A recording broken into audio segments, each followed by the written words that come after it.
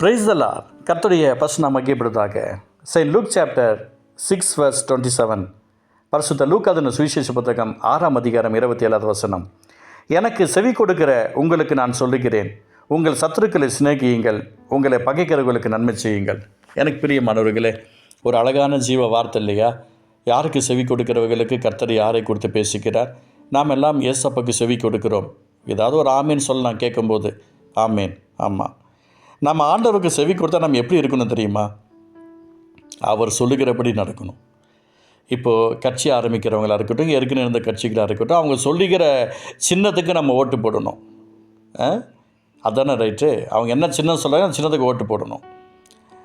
அதை தெரியாமல் நம்ம பாட்டில் பணம் வேறு எதுக்கு மாற்றி போட முடியும். அதே போல் இன்றைக்கி கர்த்தர் ஒரு விஷயத்தை சொல்கிறார். எனக்கு செவி கொடுக்கிற உங்களுக்கு நான் சொல்லுகிறேன், உங்கள் சத்துருக்களை சிநேகியுங்கள், உங்களை பகைக்கிறவர்களுக்கு நன்மை செய்யுங்கள்.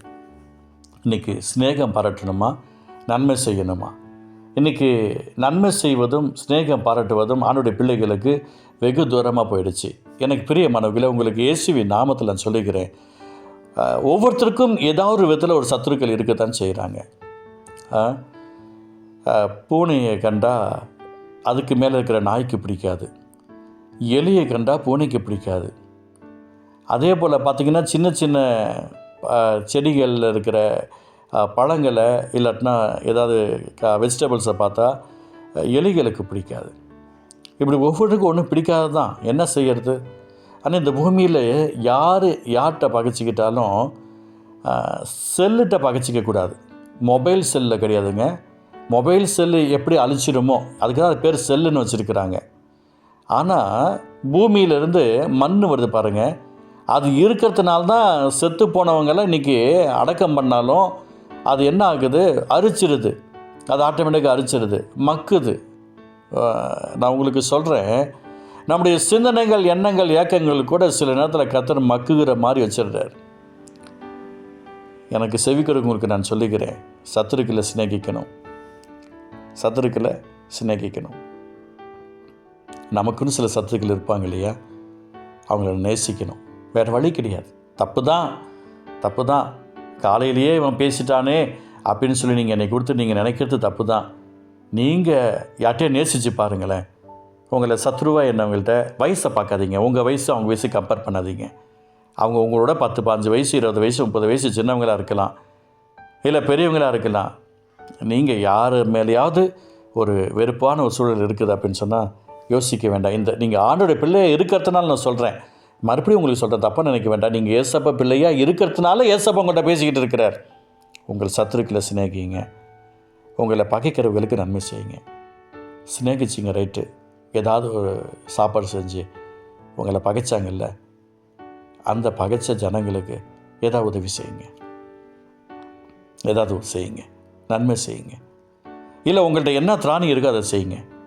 எனக்கு பிரியமானவர்களே, இயேசுவின் நாமத்தில் சொல்கிறேன், நிறைய நேரங்களில் நான் அனுபவிச்சிருக்கிறேன். இந்த ஆஸ்பத்திரம் சுழ்ந்து கொண்டிருக்கிறேன். அதனால் இயேசப்பா பிள்ளை என்று சொல்லுவதற்கு எனக்குள்ள ஒரு கான்ஃபிடென்ட் வந்திருக்கிறது.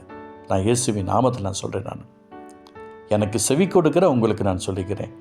ஆண்டவருக்கு செவி கொடுக்காதவங்களுக்கு இந்த வார்த்தை கிடையாது. இயேசப்பாக்கு செவி கொடுக்காதவங்களுக்கு இந்த வார்த்தை கிடையாது. நீங்கள் தப்பாக நினச்சிக்க வேண்டாம். அதனால் இவன் எப்படி சொல்லிட்டா அப்படி சொல்லிட்டா நீங்கள் என்னை கொடுத்து தப்பாக போகாமலாம் பேசிடாதீங்க.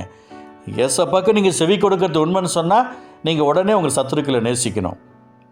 ஏன்னா ஆமீன் சொல்ல வரல, கேட்டுக்கிட்டு தான் இருக்கிறீங்க.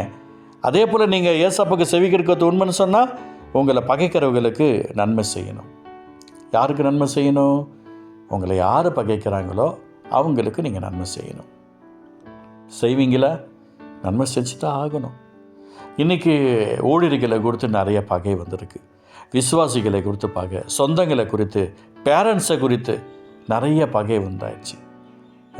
ஆனாலும் எப்படி அந்த இடத்துல வரும்? கர்த்தருக்கு செவி கொடுக்கிற நம்ம எல்லாருக்கும் கர்த்தர் பேசுகிறார்.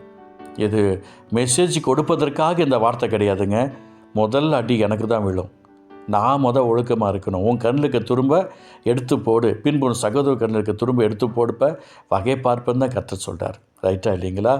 அதனால் நான் என்னை கரெக்ஷன் பண்ணிக்கணும். என்னை கரெக்ஷன் பண்ணின பின்பு தான் நான் பேசணும். அதனால் இந்த வார்த்தை நிச்சயமாக ஒரு மாற்றத்தை கொடுக்கும் நான் நம்புகிறேன். உங்களுக்குள்ளே ஒரு மாற்றம் வந்துச்சுன்னா, சரி இவ்வளோ பெரிய மனுஷன், எவ்வளோ வயசில் பெரியவர், இவர் போய் நம்மள்ட்ட மன்னிப்பு கேட்டார், என்னை மன்னிச்சிருப்பா, ஏசப்பா கேட்க சொன்னார், என்னை மன்னிச்சிடுங்க, ஏசப்பா கேட்க சொன்னார்னு சொல்லி அவங்கள்ட்ட மன்னிப்பு கேட்டுட்டு நீங்கள் அவங்கள நேசித்து வீட்டில் கூப்பிட்டு ஒரு வயசு சாப்பாடு கொடுத்து பாருங்கள், இலையில சாப்பாடு போட்டு பாருங்கள், ரொம்ப சந்தோஷப்படுவாங்க. தேங்க்யூ, அவங்க உள்ளான மனசில் இருப்பாங்க, நம்ம போய் இவங்கள்ட்ட போயிட்டு இப்படி நடந்துக்கிட்டோமேனு. உங்களுடைய ஒரு ரிலாக்ஸான சந்தோஷம் உண்டாகும், சமாதானம் உண்டாகும், இரக்கம் உண்டாகும். இயேசுவின் நாமத்தினால நீங்கள் ஆசீர்வதிக்கப்படுவீங்க. அல்லேலூயா. மாற்றம் வருமா? மாற்றம் வருமா? நம்பலாமா? நீங்கள் உங்களை மாற்றிக்குவீங்களா? சரி, ஜெபம் பண்ணலாம். எனக்கு செவி கொடுக்கிற உங்களுக்கு நான் சொல்லுகிறேன், உங்கள் சத்துருக்களை சிநேகியுங்கள், உங்களை பகைக்கிறதுக்கு நன்மை செய்யுங்கன்னு சொன்னீங்களப்பா. ஆண்டவரே, நான் உங்களுடைய வார்த்தைக்கு கீழ்ப்படுகிறேன். இயேசுவின் நாமத்தை என்னை அர்ப்பணிக்கிறேன். நீர் விரும்புகிற பாத்திரமாக எங்களை ஒப்புக் கொடுக்கிறோம். இயேசு நல்ல பிதாவே. ஆமென், ஆமென்.